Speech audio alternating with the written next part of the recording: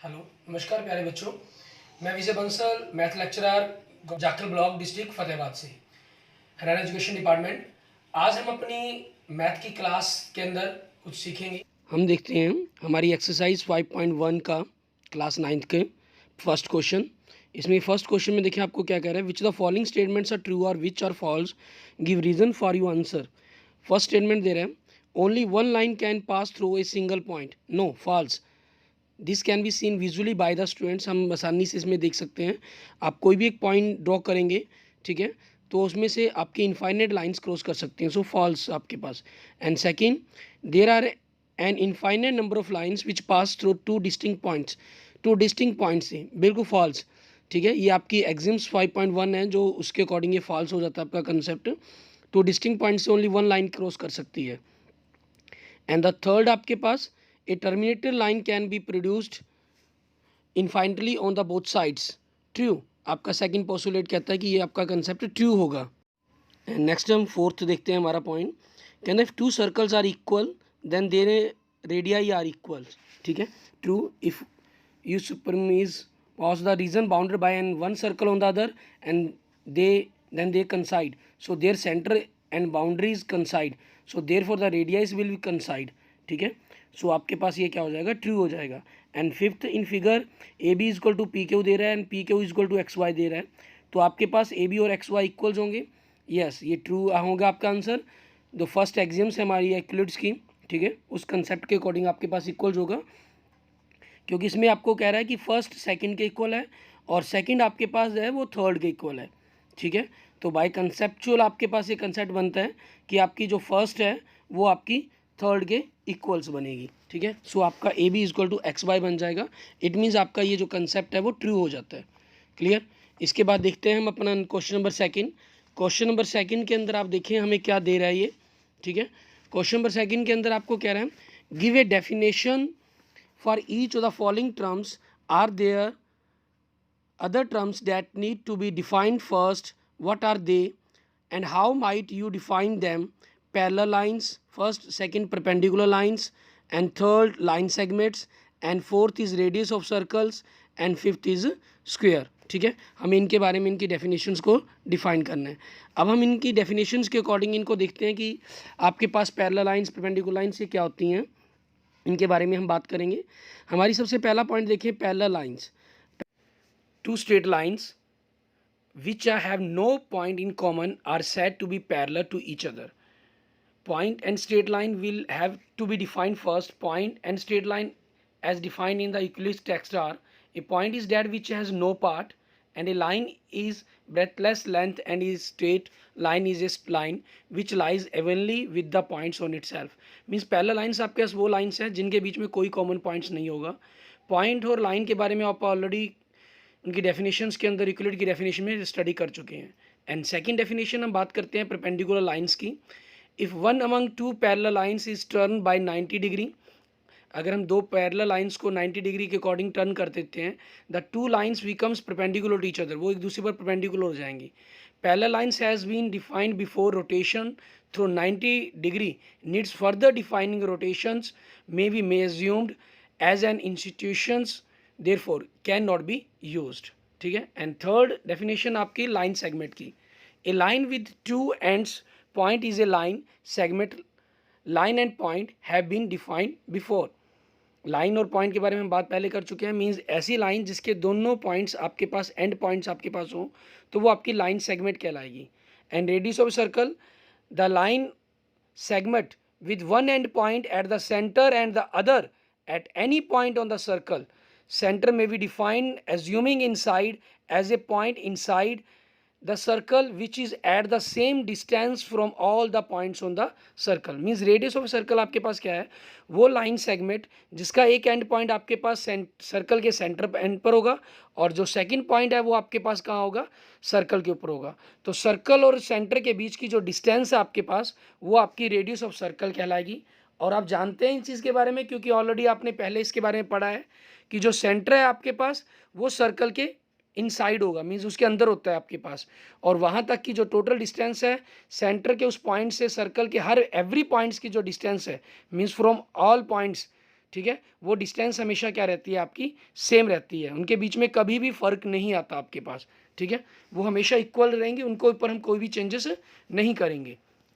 Clear. And आपके पास last हम इसके बाद बात करेंगे हमारे पास हमारी स्क्वायर की, ठीक है। और स्क्वायर आपके पास जैसे आपने पहले आप ऑलरेडी जानते हैं, ठीक है, स्क्वायर आपके पास एक क्वाड्रिलेटर होती है, ठीक है, जिसके बारे में आपने काफ़ी कुछ पढ़ा है, उसी के अकॉर्डिंग हम इसकी डेफिनेशंस को डिफाइन करेंगे, ठीक है।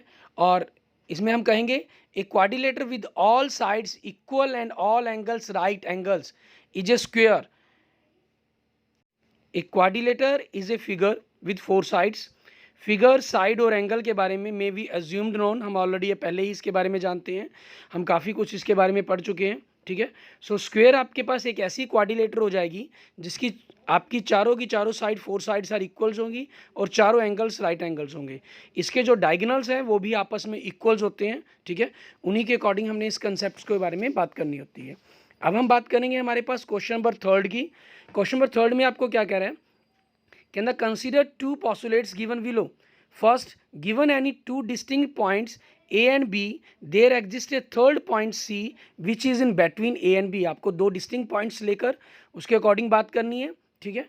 एंड सेकंड क्या रहा है, there exist at least 3 points that are not on the same line. 3 exist points आपको लेने हैं, ठीक है, एटलीस्ट कम से कम जो आपके सेम लाइन पर एग्जिस्ट नहीं करेंगे। ये postulates के अकॉर्डिंग आपको करते हुए कह रहा है, do these postulates contain any undefined terms, क्या इन पॉस्टुलेट्स के बीच में कोई अनडिफाइंड टर्म्स है। आर दीज पॉस्टुलेट्स कंजिस्ट, क्या ये पॉस्टुलेट कंजिस्ट करते हैं। Do they have follow from Euclid's postulates, क्या ये यूक्लिड्स पॉस्टुलेट्स को फॉलो करते हैं। एक्सप्लेन करें, ठीक है, हमें इन चीज़ों को बारे में एक्सप्लेन करना होगा। अब हम देखते हैं सबसे पहले इस कंसेप्ट के अंदर हमें क्या कह रहा है ये।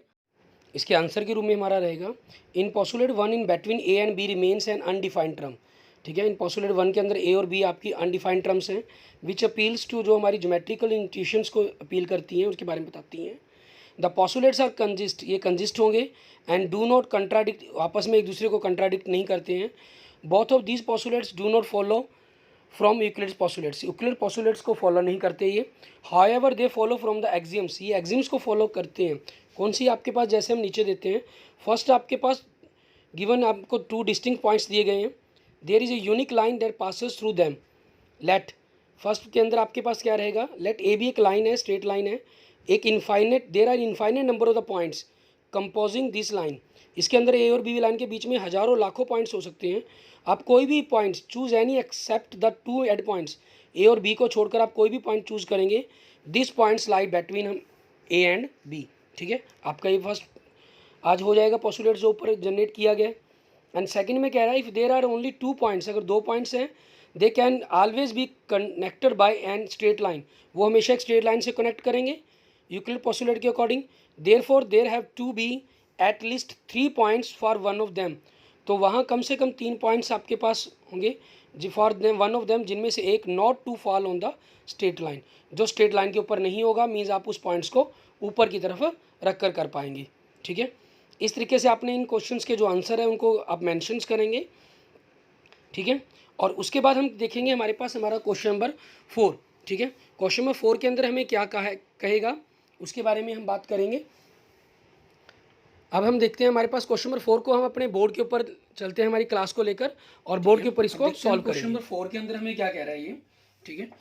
इसमें हमें कह रहा है, if a point C lies between 2 points A and B, आपके पास 2 पॉइंट्स हैं ए और बी, ठीक है, उनके बीच में एक पॉइंट सी लाई करता है इस प्रकार से कि A C and B C are equals, then prove that A C is equal to half A B, explain by drawing the figure, ठीक है। इसमें हम क्या कर सकते हैं, किस प्रकार से इसको मेंशन कर सकते हैं, उसके बारे में बात करते हैं। सबसे पहले आपके पास ये थ्योरम्स की टाइप के अंदर आपके पास गिवन लिखेंगे। गिवन में आपके पास क्या है, point C lie between A and B, ठीक है, एंड आपके पास A C is equal to B C आपको गिवन है। और टू प्रूफ, हमें प्रूफ क्या करना है इसके अंदर, आपको प्रूफ करना है कि A C is equal to half A B आपके पास। एंड प्रूफ देखें हम इसके अंदर मेंशन करेंगे, इसमें प्रूफ में हमारे पास क्या हो जाएगा, अब आप देखें A B is equal to आपके पास क्या होगा, ए सी प्लस बी सी के इक्वल होगा, ठीक है। क्यों? क्योंकि ए बी लाइन को सी पॉइंट आपके पास 2 पार्ट्स के अंदर डिवाइड कर रहे हैं, उसके कारण आपके पास जो ए बी की वैल्यू है वो इन दोनों के सम के इक्वल्स बनेगी। ठीक है, अब आपके पास ये हो गया A B equal to A C plus B C. ठीक है, ये कंसेप्ट होगा। इसमें आप बी सी की जगह ए सी की वैल्यू को पुट कर सकते हैं। ठीक है, या इसके अंदर एक कंसेप्ट हो तरीका बनता है आपके पास, जो आपको गिवन है उसी का हम डायरेक्ट यूज करते हुए चलें। A C is equal to B C, ये आपको क्या है, गिवन है।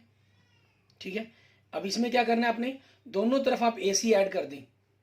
ठीक है, उससे इक्वेशन में कोई फर्क तो नहीं पड़ेगा, नहीं।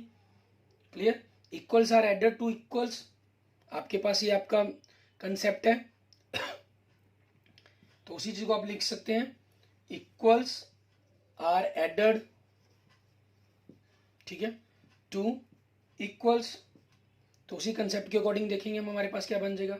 ये तो आपके पास 2ac बन गया, और ac प्लस bc आपके पास क्या बन गया, ab बन गया, क्योंकि bc प्लस ac, ठीक है, आपके पास कंसाइड करते हैं।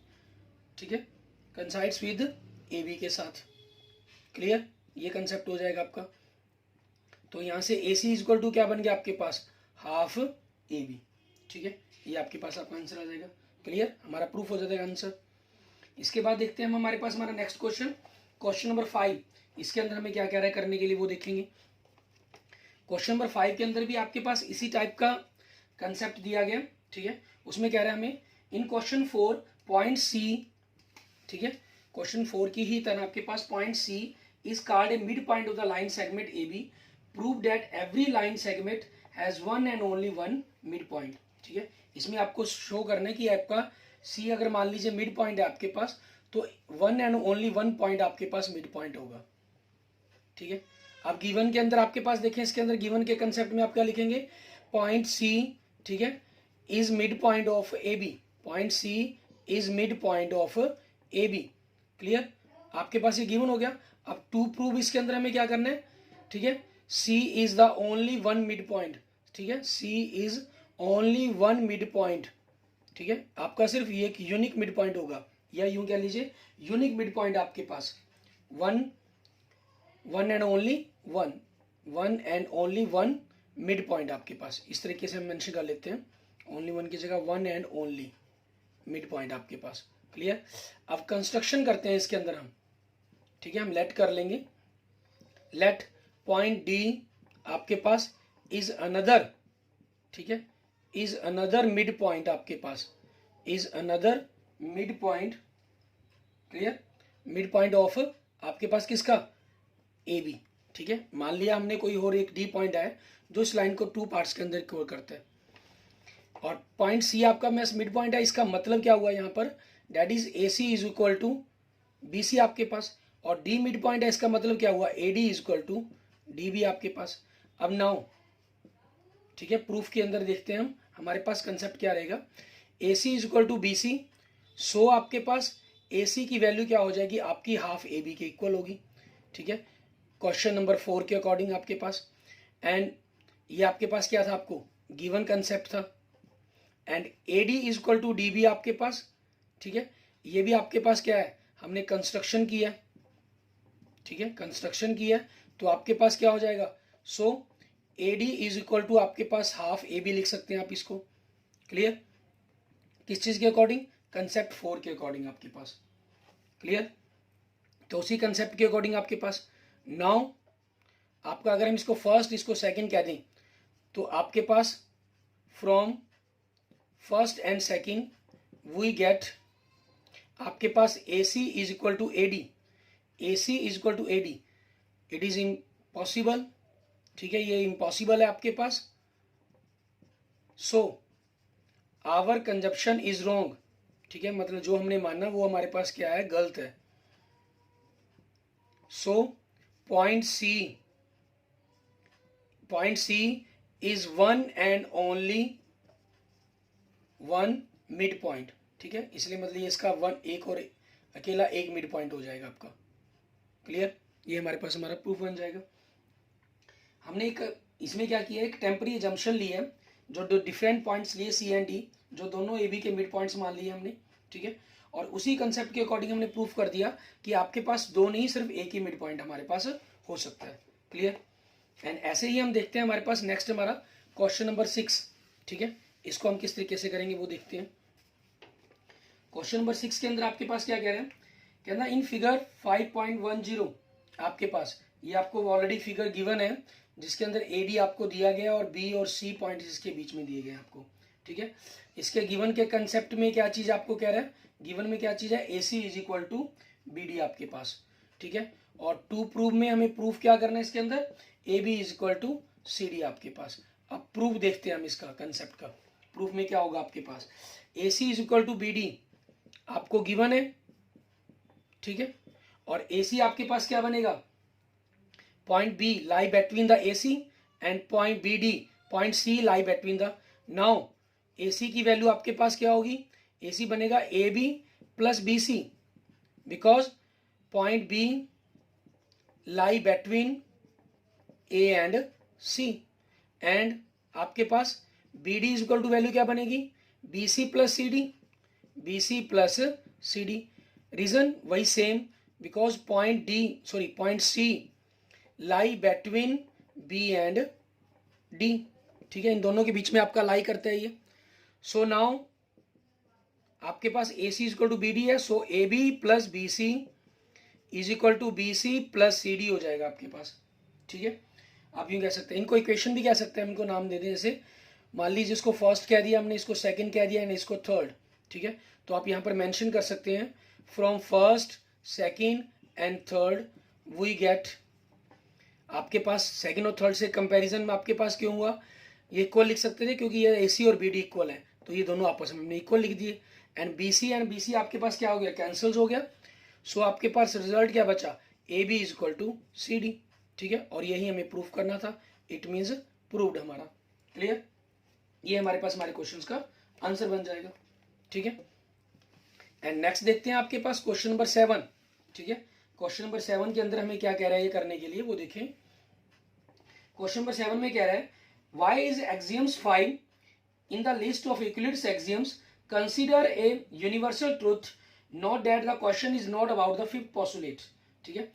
यहाँ पर हमें कह रहा है कि कहना जो फिफ्थ यूक्लिड्स है इसको यूनिवर्सल ट्रूथ क्यों माना जाता है, ठीक है। इसको यूनिवर्सल ट्रूथ क्यों माना जाता है, सिंस आपके पास this is a true for anything in any part of the world, this is a universe truth, ठीक है।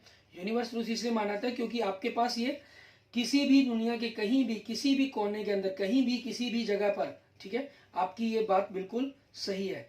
ये सरफेस, क्योंकि जो फिफ्थ आपके पास जो आपकी फिफ्थ एक्सियम्स थी वो क्या थी, a surface is that which has length and breadth only, एक सरफेस हमारे पास जिसके अंदर आपकी लेंथ हो ब्रेथ हो सिर्फ अकेले हमारे पास, सॉरी तो ये तो डेफिनेशंस बात कर दी मैंने।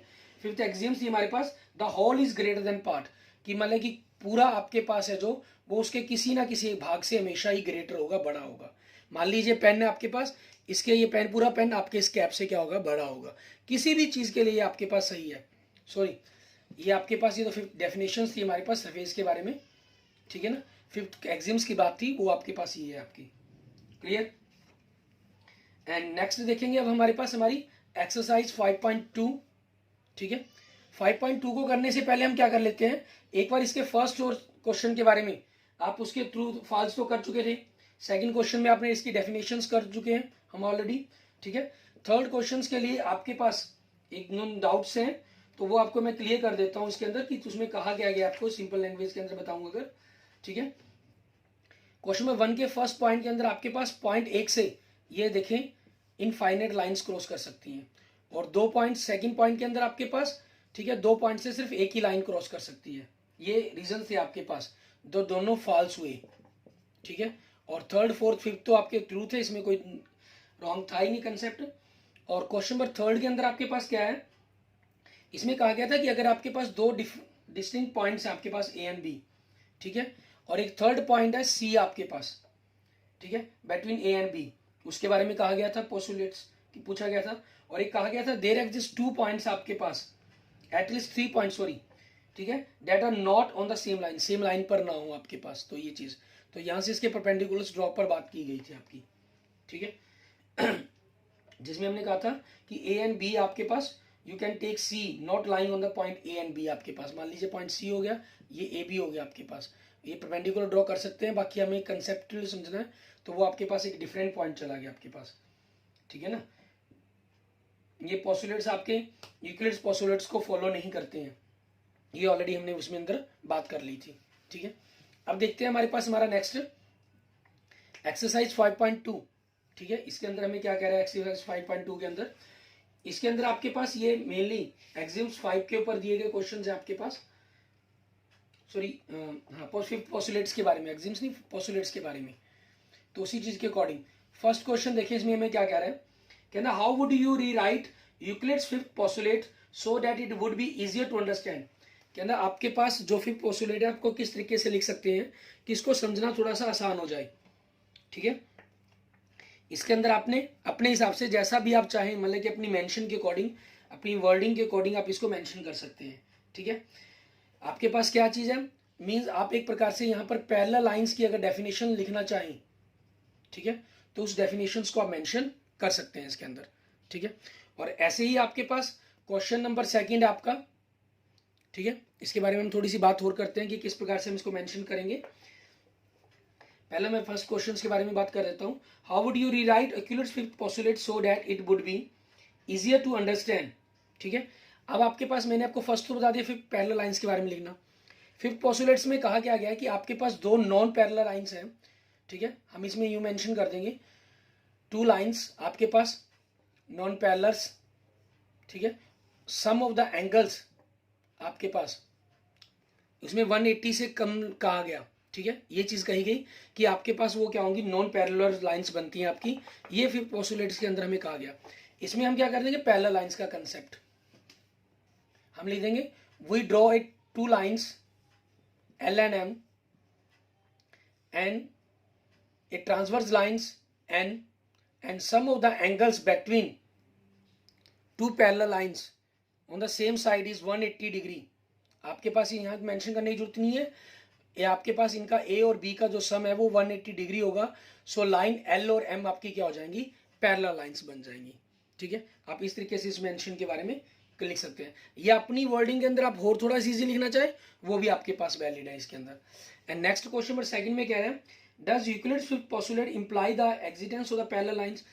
क्या ये पैरेलल लाइंस के कंसेप्ट के बारे में क्लियर करती है, बिल्कुल सही, ये एक्चुअल में क्लियर करती है आपके पास, ठीक है। यही हमने पहले क्वेश्चन के आंसर के रूप में लिखा है इसको। और जो मैं आप क्वेश्चन नंबर सेकंड की वर्डिंग की कह रहा हूं आपके पास, आप सेम ऐसे ही क्वेश्चन नंबर 1 की भी आंसर दे लिख सकते हैं। If a straight line L आपके पास मान लीजिए falls on two straight lines M and N, ठीक है, दो एम और एन लाइंस के ऊपर आपके पास एक लाइन एल फॉल्स कर जाती है, clear, such that sum of the interior angles on one side of two right angles then by Euclid's fifth postulate the line will not meet. तो ये लाइंस कभी भी आपकी मीट नहीं करेंगी, ठीक है, not meet on the side of L. Next you know that the sum of the interior angles on the other side the line will also be two right angles. इनका जोड़ भी क्या हो जाएगा, टू राइट एंगल्स, मींस 180 हो जाएगा। Therefore they will not meet on the other side also, दूसरी तरफ भी नहीं मिलेंगी ये।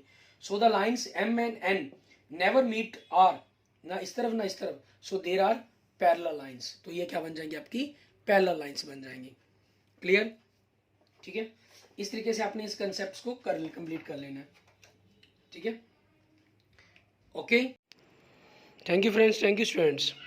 आपको वीडियो अच्छी लगे तो इसको जरूर लाइक करें, ठीक है। और यूक्लिड्स आपके पास बड़ा ही इजी सा कंसेप्ट है ये, ठीक है, इसमें कोई टिपिकल कंसेप्ट नहीं, पॉइंट नहीं है। फिर भी आपको इसके कोई भी किसी भी प्रकार का डाउट हो, ठीक है, तो आप मुझे मैसेज कर सकते हैं या कमेंट कर सकते हैं।